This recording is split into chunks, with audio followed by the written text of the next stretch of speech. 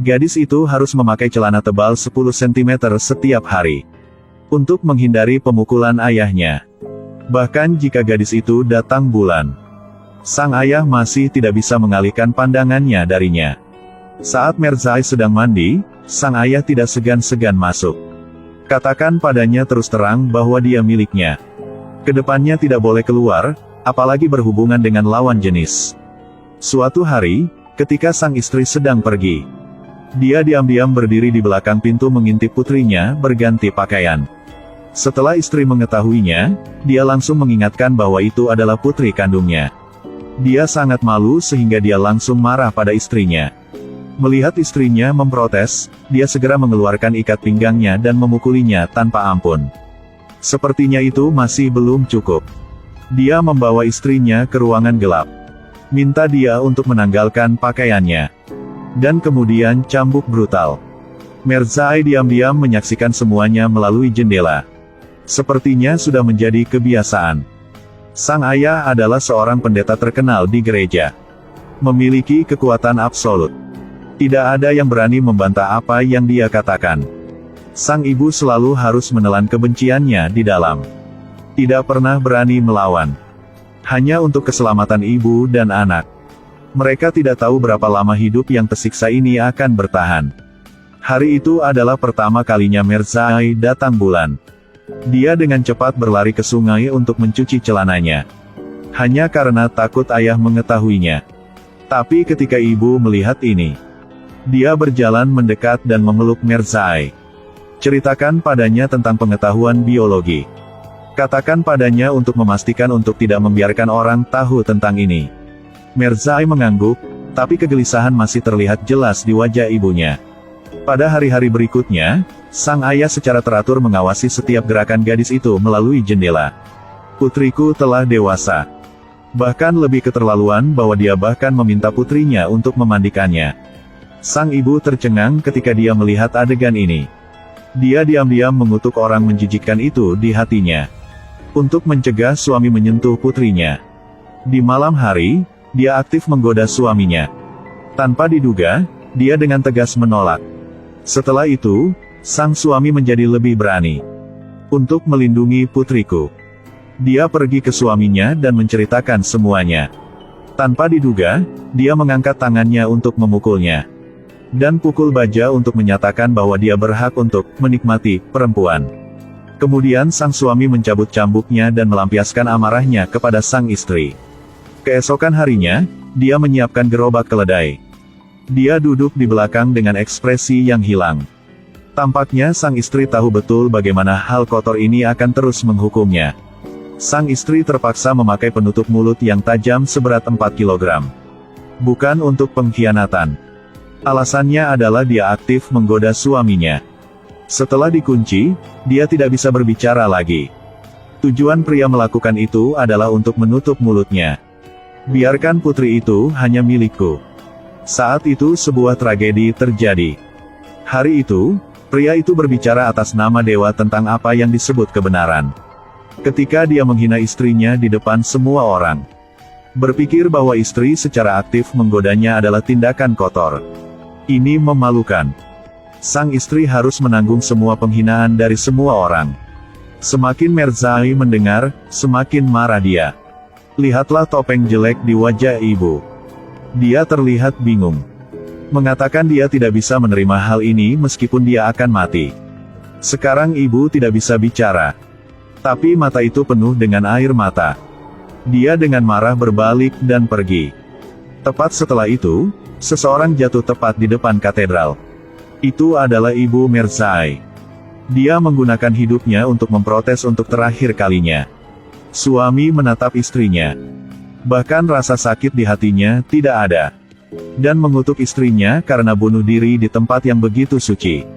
Itu tidak menghormati para dewa. Setelah dia mati, dia pasti akan dihukum oleh para dewa dan dibuang ke neraka. Semua orang yang hadir menatapnya dengan dingin. Tidak ada yang datang untuk memeriksa kondisi ibu. Melihat situasi itu, Merzai patah hati. Dia bersumpah bahwa dia pasti akan lepas dari kendali ayahnya. Kehilangan perlindungan ibu, ayah menjadi lebih agresif. Sejak itu, Hidup Merzai seperti neraka. Tiba-tiba suatu hari, dua pria yang terluka parah datang ke sini untuk berlindung. Merzai yang baik hati menyelamatkan mereka. Untuk menghindari terlihat oleh ayah, Merzai diam-diam menaruhnya di kandang sapi. Tapi salah satu dari mereka selalu menatap Merzai dengan niat jahat. Itu cara yang sama ayah memandangnya. Keesokan harinya, ketika Merzai membawakan mereka makanan, Davis menggodanya lagi dan berlari ke kamar mandi. Teman yang lain menyaksikan semuanya. Tindakan Davis membuat Justin marah. Dia segera mengambil seutas tali dan mengalungkannya di leher Davis. Pada titik ini, dia mencoba untuk berjuang tetapi tidak berhasil. Merzai berdiri di luar pintu menyaksikan Davis dicekik sampai mati. Justin ingin melalui ini untuk mendorong Merzai belajar bagaimana melawan. Ajari dia bagaimana mengambil takdirnya ke tangannya sendiri. Pada akhir pekan, sang ayah membawa Merzai ke sinagoga. Dia mengatakan bahwa karena mengikuti Tuhan, gadis ini dan dia harus menjadi pasangan. Merzai tidak akan melakukannya bahkan jika dia mati. Pada akhirnya, dia dipaksa oleh ayahnya untuk memakai topeng mulut besi ibunya. Dia ingin kontrol penuh Merzai. Pada saat dia jatuh dalam keputusasaan, secercah harapan telah muncul. Justin muncul di depan pintu seperti malaikat. Dia ingin membebaskan Merzai dari ayah ini. Tapi sayang karena lukanya belum sembuh, badan masih lemas. Hasilnya adalah sang ayah menembaknya di kepala. Ayah bersemangat. Dia menyeret Merzai menuju kandang sapi. Gaun putih itu tertutup kotoran. Ini seperti hidupnya sendiri yang tragis dan gelap. Itu diikuti oleh cambuk tanpa ampun. Malam itu, Merzai masih belum bebas dari perlakuan tidak manusiawi ayahnya. Keesokan paginya, dia buru-buru melarikan diri saat ayahnya masih tertidur lelap. Tapi pelariannya bukanlah awal yang baru. Dan jatuh ke dalam kehidupan yang lebih menyedihkan. Tidak jauh dari berlari, Merzai pingsan karena staminanya sangat lemah.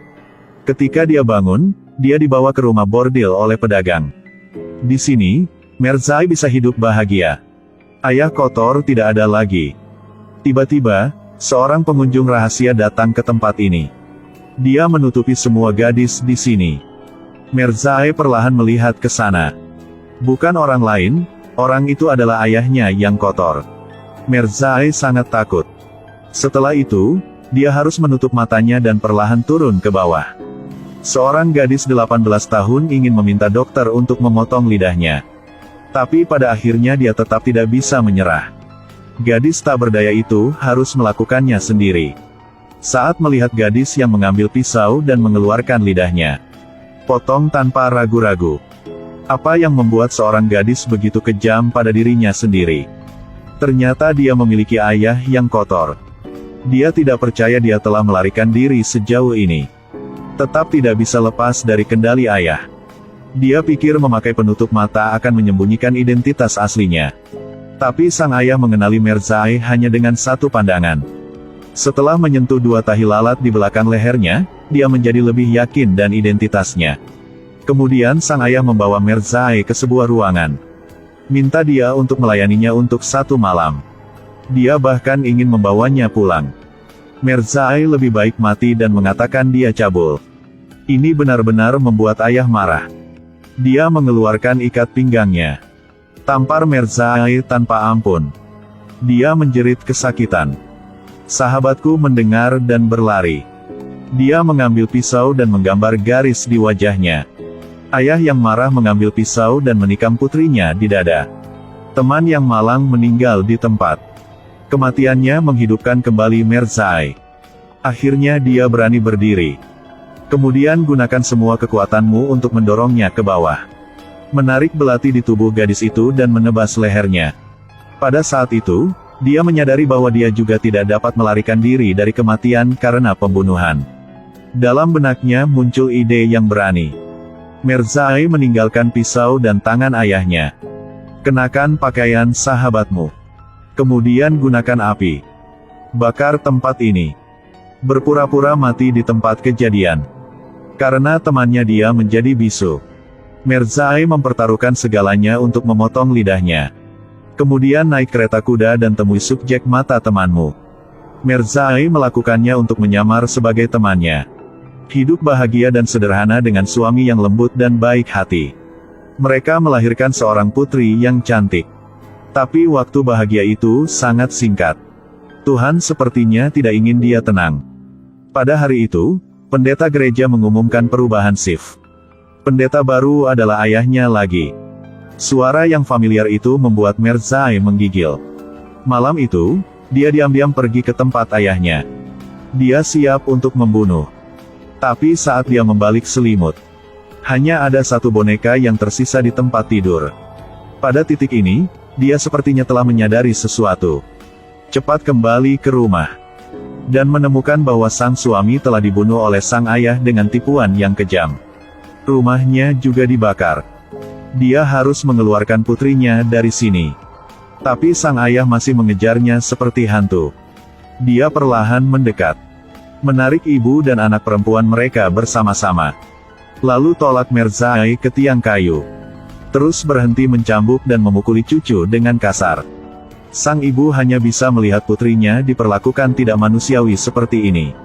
Ketika dia akan memiliki niat buruk terhadapnya. Kekuatan Merzai itu meledak. Dia merentangkan tangannya lurus ke atas. Kemudian putar 180 derajat. Segera buru-buru bertarung untuk menyingkirkan kontrol ini. Lemparkan lampu minyak langsung ke setan di depannya. Api langsung menyala. Merzai juga memberi satu peluru lagi. Hancurkan manusia jahat ini sepenuhnya. Pada akhirnya, Merzai dibawa ke perahu oleh polisi. Dia harus membayar harga untuk pembunuhannya. Dia kemudian tersenyum, menoleh untuk melihat putri kecilnya yang cantik lagi. Lalu dengan tenang jatuh dirinya ke laut. Akhiri hidupnya yang tragis dan gelap. Pada akhirnya, semoga putri Merzai dapat hidup bahagia.